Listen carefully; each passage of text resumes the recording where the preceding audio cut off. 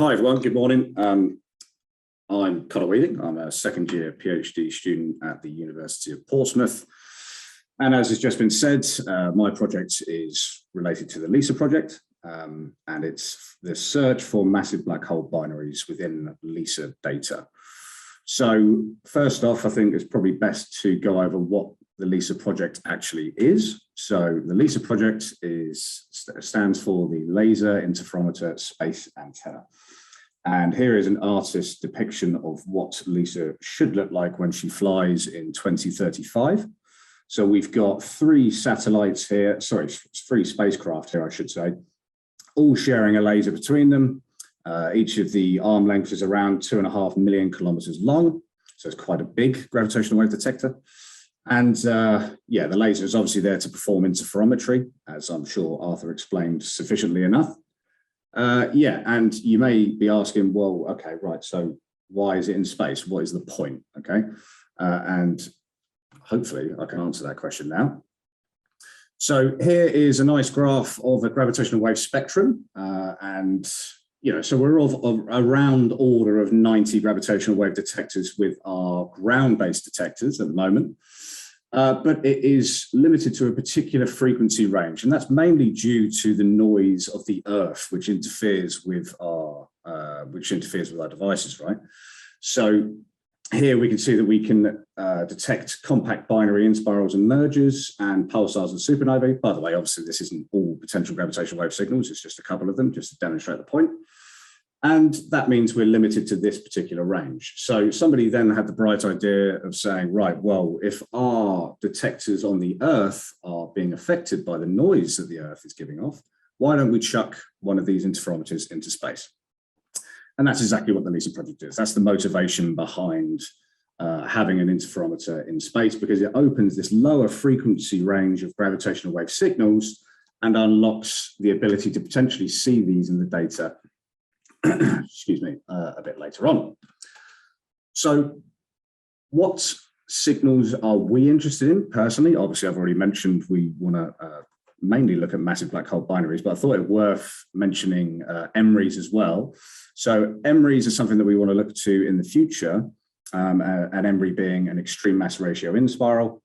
And these signals are really cool for multiple reasons. One in particular is the test of GR, so we can test the deviation from the Kerr metric, because this signal was a very long continuous gravitational wave signal. And a lot of people are working on the waveforms for this at the moment. But yeah, that's potentially future work. We are currently building data analysis software mainly using the massive black hole binaries, okay? And the massive black hole binaries are just defined as black hole binary systems which fall within the mass range of 10 to the 2 to 10 to the 6 solar masses. And the last point here on this slide, I've put something new. Historically, whenever any new frequency range has been opened for probing, there has been something within the data which they haven't expected, which leads to something quite cool. And that leads on to this next point, which I want to make, is with where we are building this data analysis software, right? So we are currently adding the tools within something called PyCBC, which stands for Python Compact Binary Coalescence. I'm sure a load of people in the audience know what I'm talking about here. And PyCBC, for those who don't know, is an open source gravitational wave piece of data analysis software. And that's been used since the very first detection of gravitational waves to find the gravitational waves within the data and then infer some of the properties of those systems within the data. And the reason why I make this point is that it's very important to us to make this all open source, because there aren't a lot of people working on LISA data analysis at the moment. And we want to make it as accessible as possible. I, in particular, struggled to find the correct sources to actually start testing and get going with LISA data analysis to begin with, because, as I said, not a lot of people are working on this, and we want to make this as easy as possible. So yeah, in the future, we also look to expanding this to Bilby as well, which is another well-known open piece of software led by Greg Ashton, used for gravitational wave data analysis.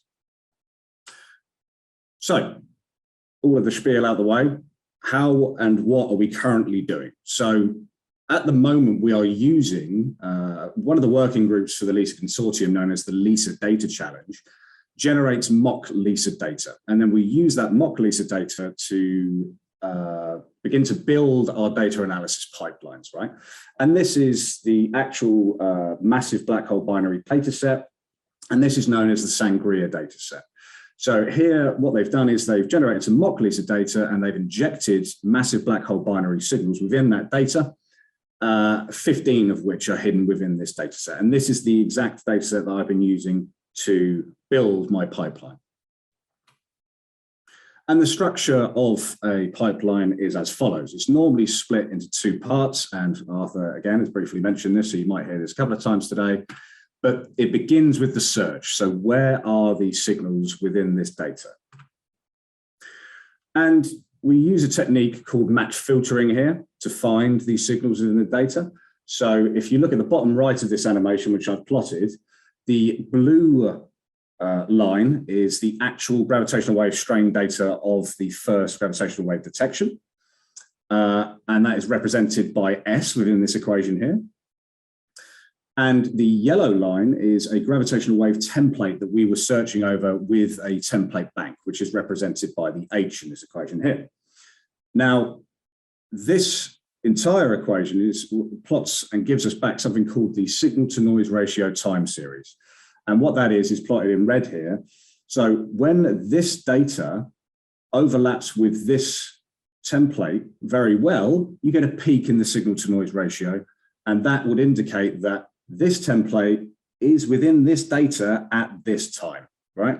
And that's what this equation does. And I'm very glad to say that we've successfully implemented that part of the search within PyCBC so far, which is great. So the second part, which is the part which we're still working on, we're still, figuring out the kinks of, is the inference. And the inference of data is just saying, look, right, you found a signal, but how sure are you that what parameters of that signal make up that signal? So the masses of the system, for example, how sure are you that these masses are the exact masses that we've seen? And this is a basic application of Bayes. Well, I say basic, but it's an application of Bayes' theorem, right? But we use different samplers which are all coded into PyCBC, such as nested sampling or MCMC, or more recently, we're working on relative binning. And this is just a posterior plot of one of the signals in the data. And all I've done is I wanted to search over the mass ranges here, right? And I've allowed the time of coalescence and the distance to vary as well. But this light blue line that you can see here on the inference plot is the true value, is the value which we expect to see in the data set. And as you can see, there's a 90% confidence interval around this value. 2-minute warning, Connor. Thank you, Chris. Cheers. Yeah, so as you can see, there's a 90% confidence interval here around this peak within our analysis. And it's incredibly close to the true value. Well, when I say true value, I mean the LISA Data Challenge value, which they have given to generate that template. So it agrees very well, basically, is what I'm saying. There are still a few tweaks to do here, and we're still working on making this as smooth as possible, but we're quite happy with our initial results of our inference. So that's where we're at. We've got the match filter down, and we're moving on to finishing up on the inference side of things and implementing a few further bits here. So what could we be doing in the future? I mean, as I mentioned a few times, the complexity, there's not a lot of people working on this at the moment, right? So the complexity of the data is still fairly ideal, I would say. So for example, the spacecraft is always assumed to be held at constant distance away from each other. And obviously that's not going to be the case when LISA flies. So we need to actually vary that in the data and begin to do our data analysis on that and see whether it has a massive effect, or is this a sensible assumption to make when we're looking over the data. So that's just one potential thing that we can improve. And the pipeline for other signals, right? I've already mentioned MBHBs, but we're working on massive black hole binaries at the moment, but we'd like to make it accessible for all potential signals within LISA, because that's the point, right? We want to be able to download our data and, even potentially look for something which, something new. So yeah, adding that functionality within it would be ideal. That's currently where we are at the moment. Yeah, so sorry, this is a cute animation of the orbit of LISA.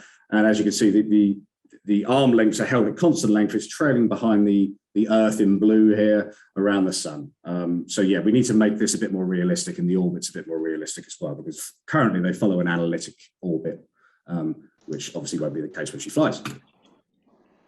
That's 10 minutes. So, thank you. Yeah, there you go. There's my summary slide. So worked out quite well. Thank you very much, Connor. Excellent. We have a question. It was the question I was going to ask, actually, from Christian Chapman Bird. I think I read these out right, Lee.